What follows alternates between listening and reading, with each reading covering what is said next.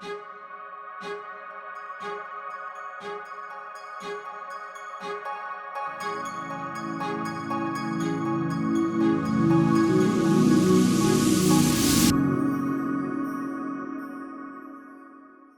hello and welcome to the Dharma Life podcast. I have got a treat for you this week. It's taken me 3 years of my life to get one of my dearest friends in the world on my own show.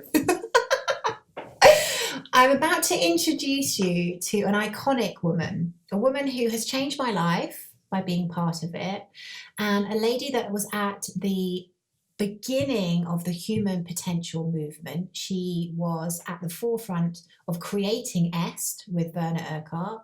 She ran Tony Robbins's business for a while. She was instrumental in the Transformational Leadership Council and the woman that put The Secret together. And that is just a tiny snippet of what this incredible woman has done. So Marcia Martin, welcome to the Dharma Life podcast. Oh, I am so thrilled to be here, and forgive me if I call you Kitty, Aloise. It's fabulous. It's finally happened. We come together. That's fantastic. I cannot tell you how many times I've asked her. No, I'm so pleased to have you here. And we just had a little chat before Marcia came on air. And I said, I don't know how you are going to cram all your life experience into sharing with this audience in half an hour. But do you mind kind of giving my audience who may or may not have heard of you a little overview about the magic that you bring to this world? Oh, thank you so much. Well, I think I can break it down into chunks because my young life was spent interning with a distant cousin who we called Aunt Gladys. And she was a sacred woman, a light worker, a white witch, a shaman, an esoteric astrologist, and a healer. And she had studied metaphysics, and she took me under her arm and taught me all about energy. And she taught me how energy works. She taught me how to heal. She taught me how to channel. She taught me how to see different domains. Nice. She taught me how to listen. She taught me how to connect. And so my original teaching from a very young age was very mystical and filled with metaphysics. She also said, I thought was very wise, Marcia, God is always the same. God never changes. But people have a different way of seeing or languaging God. So you must study all the world religions to learn their language so that you can talk with them about who they know. And who they know is the same as everyone else knows because God doesn't change, but we have this different way of holding. And so I have studied all the world religions and all the great philosophers, and that was the basis and foundation of my young teenage years. And then, of course, that kind of led me to a place where I have a yearning and a quest to make a difference. I know that this is a special time in history. I've always known this time was coming. It's been at the forefront of my mind that people needed to wake up, and I was part of that awakening. And so it wasn't a surprise that I met Werner Erhard, who was the founder of Est, and I was there with the first 5 people that worked with him. And I took his first training, which was 20 people in the very, very early 70s. I'm giving away my age now. And what happened was that organization became eventually Landmark. And I was the senior vice president for 10 years. I helped grow it from 20 people to millions of graduates worldwide. During that time, I had 5,000 people working for me. I was the head of the communication registration division. I was in charge of training all the trainers to speak and to enroll and how to promote Est. I was in charge of filling all the Est events. How many seminars do you reckon you sat in 12? You must have, literally. In 10 years, I was in a training every weekend of my life. Wow. And probably 3 to 4 seminars during the week. It was a 24/7 total quest, essentially, for 10 years. And I have to say, I do think that you are possibly one of the most highly trained people on the planet currently. That could be true. I've said that to you many times, haven't I? Yes, you have. But what was wonderful about that experience is I was well known and I was well trained. And I had many connections as a result of those years. And I had a viewpoint and a way to train others in that viewpoint of how to awaken yourself and others, and also how to get in touch with your own personal power, and how to be coming from the expression of the universal, where we're all connected as one, and how to be in touch with that wisdom. And so transformation and transformation of human beings has been my work my whole life. And as a result, many people, when I left EST, came to me and asked me to run their organizations, or to consult them, or to train them, or to coach them. And so that's how I got to run Tony Robbins' business for 2 years, and help take him national and help him launch his first great book. And I worked with all of the great transformational teachers. John Hanley in LifeSpring, I helped him organize and really build his West Coast organization. And I worked with just everybody, actually. And then that kind of opened it up to go into corporations, because CEOs and board members and senior executives started seeing the results I had, that people would come to me and take my trainings, and then suddenly they would double their profit or be excellent at championship performance, be able to run a team. So I started working in some of the great corporations of the world and training senior executives. And I've trained Capital One and Avion Water and Dannon Yogurt and McCain Foods and Hard Rock Hotels International. I go all over the world training the executives in the Hard Rock hotels. So it's just been an extraordinary, and Warner Brothers, and worked with some of the top directors and producers and actors at Warner Brothers on special projects. And then, of course, all of that led to my creating different communities. So I helped Jack Canfield co-create and co-found the Transformational Leadership Council, which is an organization of world-renowned authors and trainers from around the world. You and I co-founded the Network for Transformational Leaders in Europe. I helped with the Association for Transformational Leaders in Southern California. So and tell us the secret story. I love that story for Oh, people listening. So this woman was Right. instrumental in making sure the secret, like everyone, I've heard so many people say, but without you, the secret would not have happened, would it, the film? Well, I think that could be true, but you never know how the universe works. It's very magical. So if they can't find one way to get it done, they'll find another. But what happened was Rhonda Byrne, who's the director of The Secret, called me because I was the senior vice president and the head of, and later to be the CEO of the Transformational Leadership Council. And we were having our third meeting in my hometown of Aspen, Colorado, at my country club. And so many of the thought leaders were coming together. And she called me based on a message she got from Janet Atwood that said, if you want to speak or film any of us, call Marcia. She's the one that gets to make the decisions. So when she called, I was really excited. And so I called Jack Canfield, of course, who is the senior founder of the TLC. And I said, Jack, this film producer and director from Australia wants to come and film us. And he was so cute. He said, oh, we can't have that happen, because if we get a television camera in front of these guys, you know, they'll have all of their attention on that, which is probably true. So I started to call her back to tell her that we couldn't have her. And I actually heard a voice.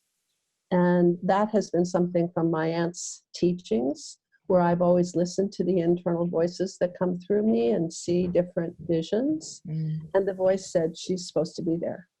So I called Jack back and I said, she's supposed to be there. And he said, okay, well, then you have to manage the film shoot. And what was so funny is I went to the head of the country club, the general manager, Betsy at the time, and I said, we need an extra room for the film shoot for this film, The Secret. And she says, Marcia, the house is full. And I said, no, but you don't understand. I have filmmakers coming. They're coming. We have to find a place. So we went through the whole country club and the whole hotel, and we found that there was an executive on vacation. And we took all the furniture out of his tiny little office. I didn't know that. And then we set up a green screen.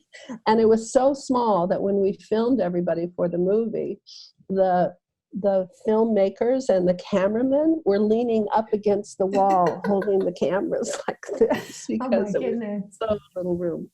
So that's where we filmed it, right there in Wow. Snowmass Village. And there were how many teachers from the TLC were about were filled? Because it was like 24 teachers in The Secret, but 14 of them or something came. Yes, well, there were about 40 members at that time of TLC, Yeah. and she filmed all of us. The plan was to have 3 movies she was making all at once. And the first one was kind of a general overview of The Secret, and then it was going to go into specific things along lines of relationships or health, etc. But the first movie was so successful and so profitable, it just kind of never happened that we made the second and third movies. Mm. So talk to me, because obviously you just basically shared with the audience your journey. You know, it's an incredible life you've lived, and you've literally been waking people up since you were like 15. You know. That's true. Yeah. My mother would say, yes, she has. Yeah, well, I can vouch for that too.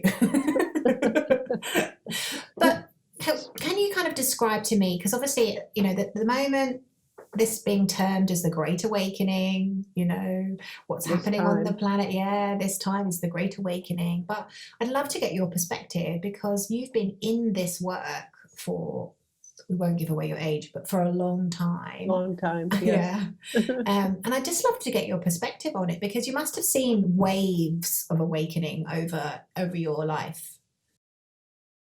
Absolutely. And we always, in the early years, called this time that is here now the turning. And what in Est we used to say internally on the staff, our purpose was to create a critical mass of consciousness so that a turning could take place, or I just got goosebumps. Yeah. And it's interesting because a turning happens kind of like the turning of a tide. So the turning of a tide, if you watch the ocean, it starts at the bottom and it turns at the bottom first, and it takes a while to get up to where you actually see that the tide has turned. Yeah. So all of these years of my life, I feel like I've been actively Building. part of the turning that's been happening. And now you can see it. Now it's becoming something that people understand and are waking up to, even in their own wisdom. They don't even need a training so much. But I think that what's happening now is the great breakthrough of light versus dark. So, you know, we have several things that are happening on our planet. We need to make them work. The environment, our banking system, our medical system, how we relate to human beings, how we interact with each other, how we handle our own problems of homelessness or spousal abuse, different things like that. And I think what's happening right now is many of us look at the virus as the enemy, but we look at it as the enemy because it's outside ourselves. So it's easy to consider it an enemy, when really where the real enemy is within ourselves. It's the parts of us that are our shadow that we haven't really looked at, that is beginning to unfold, and the shadow of the world is starting to emerge as well for us to confront. And that shadow is within us. So we don't look at those things as viciously or as regimented or as rigorously as we do something that we consider isn't us, but it's all us. And so this is a time of great responsibility for those of us that have been doing some research and doing some work on our inner self to get to a place where we can be sound and whole and bring our happiness and our wholeness to the conversation, rather than looking outside of ourselves for that happiness or for somebody else's approval. It's a great time of celebration, actually. It's a time where the whole planet is waking up. And since that's been my work all my life, it feels wonderful to see it right now. Yeah, absolutely. You know, I think, you know, you've been in this work for such a long period of time. Like, you know, I've been the last 15 years, and it's just incredible to be alive at this time, witnessing what is happening. But I'd love you to talk to our audience about the concept of breaking down to breaking through, because at the moment we're having a big breakdown on the planet. But I'd like you to just share your perspective of sometimes why those breakdowns have to happen and what happens on the other side. Sure. I think first, if you have a background of how consciousness expands, it's easy to see the answer to your question. So if you look at consciousness in maybe 4 stages, Mm-hmm. to make it simple. Mm-hmm. Stage 1 consciousness is where a human being looks at life as if they're a victim. In other words, the world is acting on them. Something out there is making me do something, feel something, have something, not have something. I'm at the effect. That's a stage 1 kind of consciousness. And the breakthrough from stage 1 to stage 2 happens always because of a crisis or a breakdown. If you kind of look at people's lives, you'll see they go for years and years and years, things aren't working and terrible, and they're suffering and it's pain and they don't understand, and they try to go on, and then all of a sudden something so breaks down that they have a breakthrough. And out of the crisis, they have new insights, and that moves them into a stage 2 consciousness where there's something inside they find from themselves, of themselves, through themselves, where they say, I'm able to cause something. I'm not a victim. I'm responsible. I can impact. But in a stage 2 consciousness, it's always about for me, me, me, me. Service to self? Pardon? Service to self?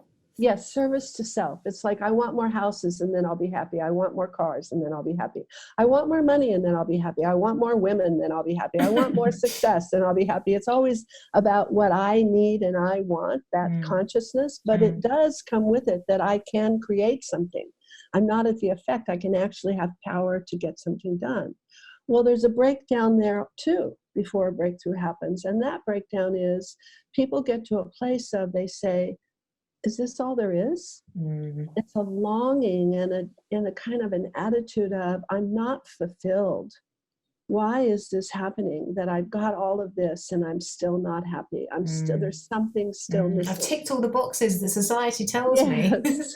And that's a breakdown, is it not? And then that breakthrough is where we get in touch with an inner longing to make a difference. Inner longing and understanding that we're part of the whole system. And so we want to build the system so it works. We want to make a difference. We want to have a world that works for everyone. We want to contribute something. We want to be known for something, not just have things for me, but actually contribute.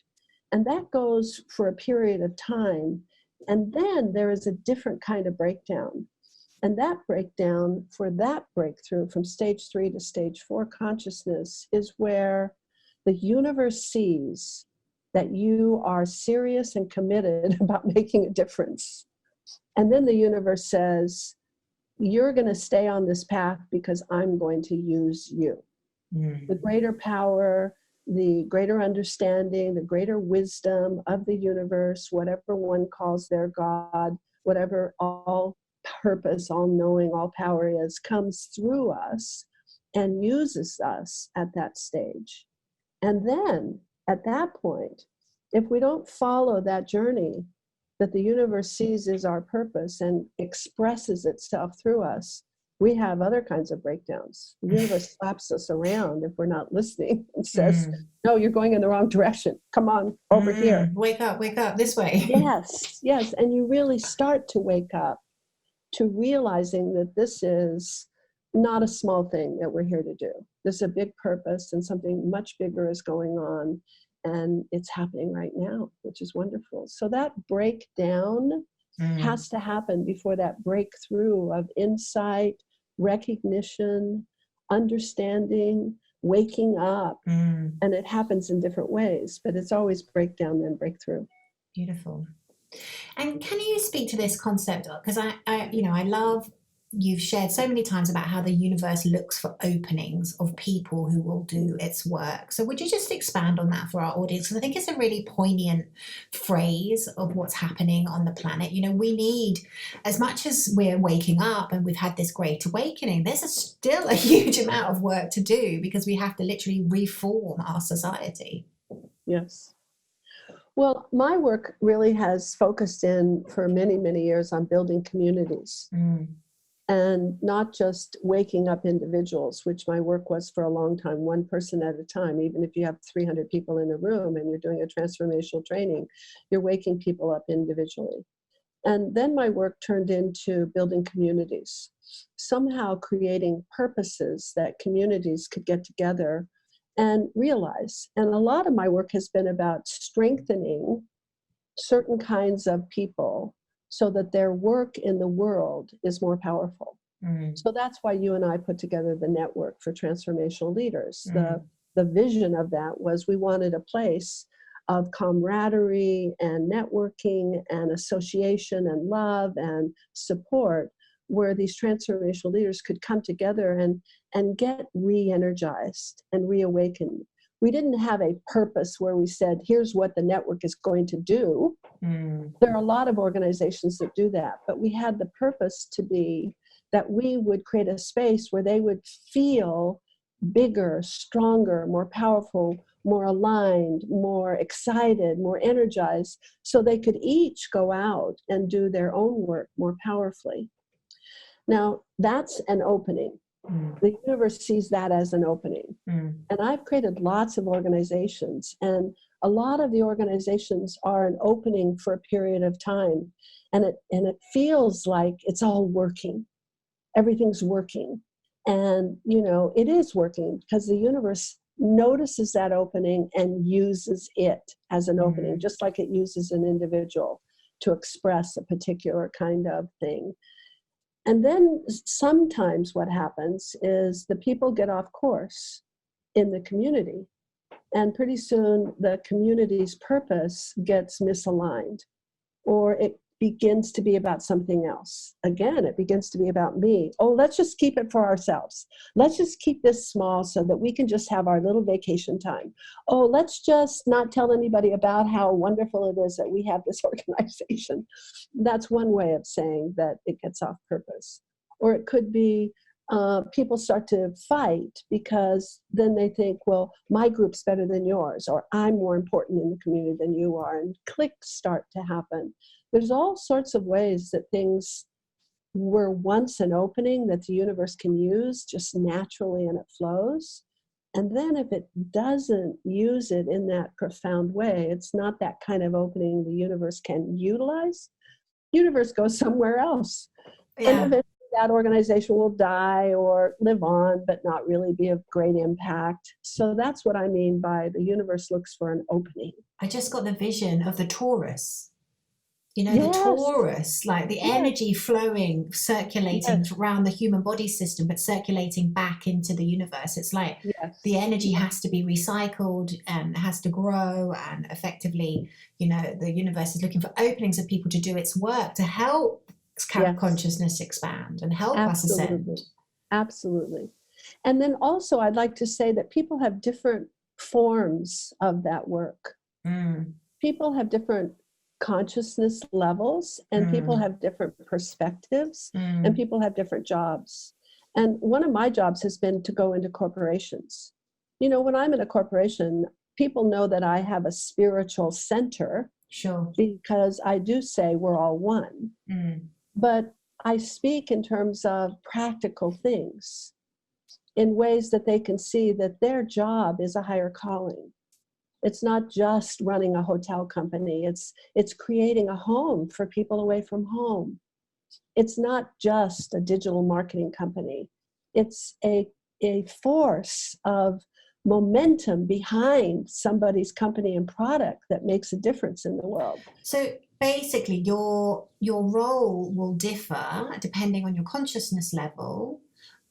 But also it's all about service to others. So it could be at different levels. It's about service to others, but depending on the consciousness level will depend on the role. And also appropriate to the domain. So and the individual. And the organization. So when I go into a corporation, we don't talk about the consciousness of the planet. It's just not appropriate. But I speak in such a way that their consciousness... They can hear you.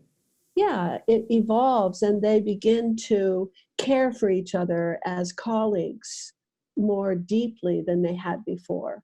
So the same kind of expansion happens.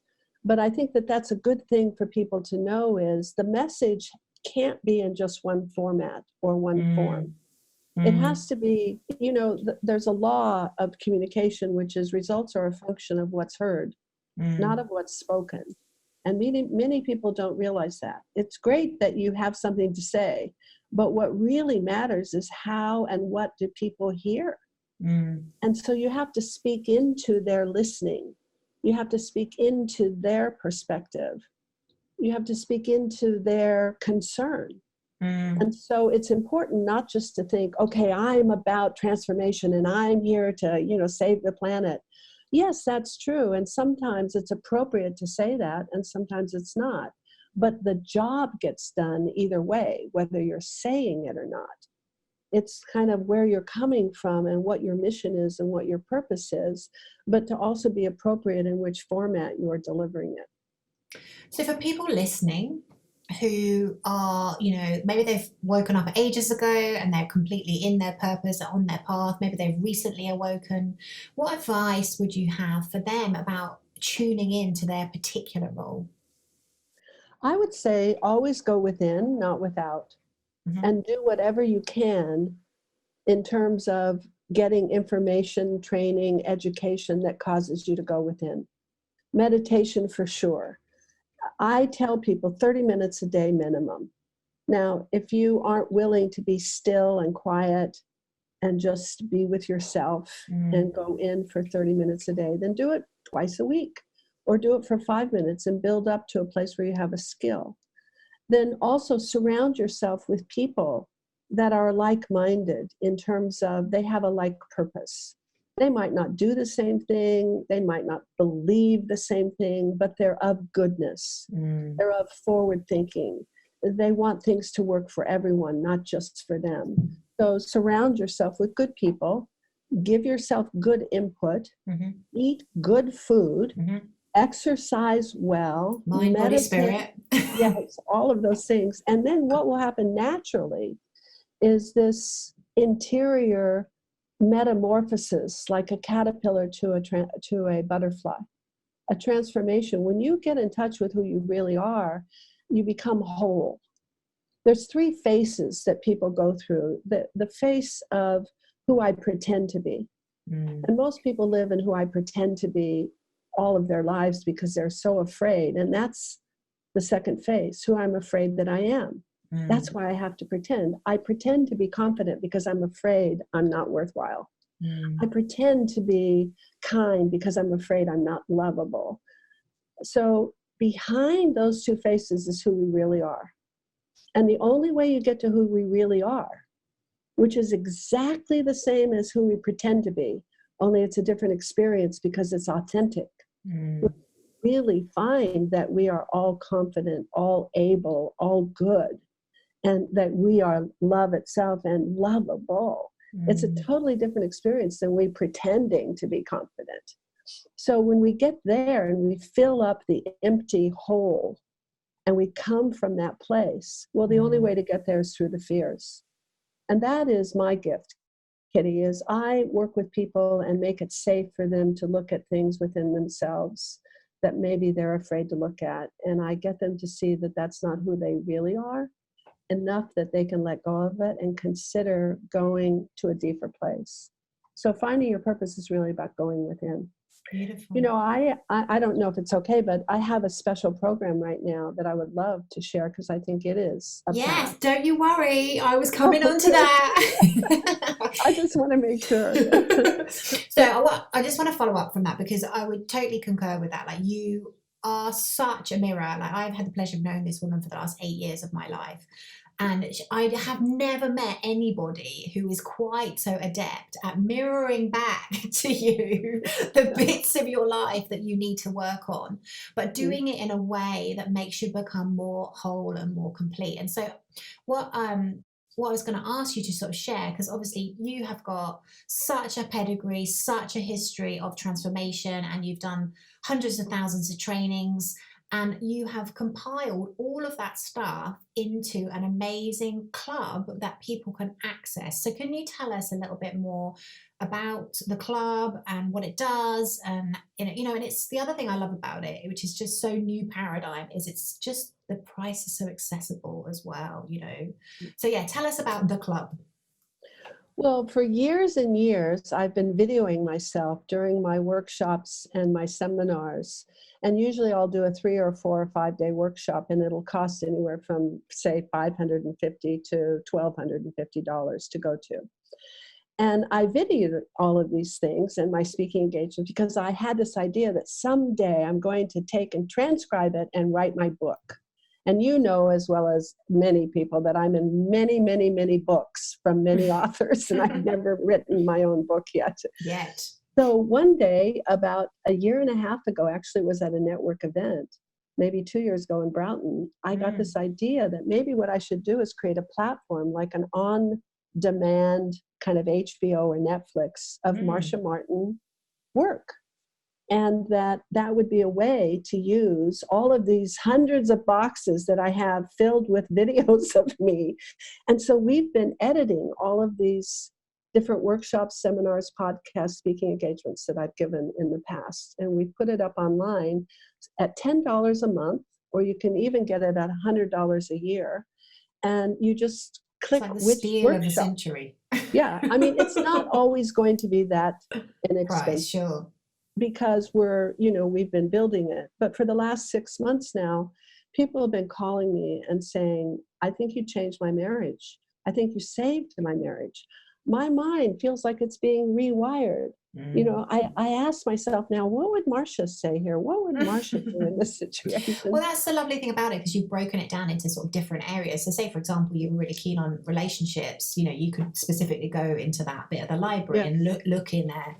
And I'm a member, and yeah, I love it. I listen to it on my dog walks, and it's just incredible because I'm not joking. Marcia is one of the probably the most highly trained people with the most expansive consciousness level I've ever met. And of course, when you share, when you speak, people just get things through listening. So we will make sure we'll put all the details of the club. What's your website, please, Marcia, so people know? Sure, marciamartinclub.com, and Marcia is spelled Marcia. And people can go to my other website, marciamartin.com, and actually opt into my mailing list. But to find out about the club and to find out how to register and to see if you want to do it, you just go to marciamartinclub.com. Perfect. Okay, and we will have those details in the show notes. But thank you, young lady. Finally, 3 years in the asking, and you have made it on the podcast. And just such a pleasure to talk to you. And I even found out a few things there that I didn't know. So that's amazing. I would love to say one more thing to everybody listening, because many people have shared what you've said, which is I reflect, or I'm able to say things in a way that you see things about yourself that you can wake up or transform, and it's that I look to see you. And most people look to see who you think you are. Most people are looking at you and your doubts and your fears, and I look beyond that, and I see every single. I have been in love with people my whole life because I see how brilliant and amazing they are. And then it's easy to say to someone, hey, this thing that's kind of the acting out part that you're doing isn't quite working. Could we get rid of that shit? Are you actually talking to me, or no, is it specific? No. Only joking. And what a joy it is to be with you. You know how much I love you and adore you, and the work that you're doing in the world is priceless. So thank you so I've had much. a good mentor. Thank you. We will see you next week with another incredible guest. I can't guarantee that they've got such an amazing pedigree, but they will be pretty amazing. Thank you so much for listening to the Dharma Life podcast. I do hope you enjoyed this episode. Please come over and say hello on my Instagram, our Facebook group, and also please let me know what you thought. So if you are listening, please take a screenshot of the podcast that you are listening to tag me on Instagram and I will reshare your post. And please let me know what it is that you got out of today's episode. Remember, when we do our Dharma, we are happier, healthier, we live longer, and we have a deep sense of unshakable inner peace.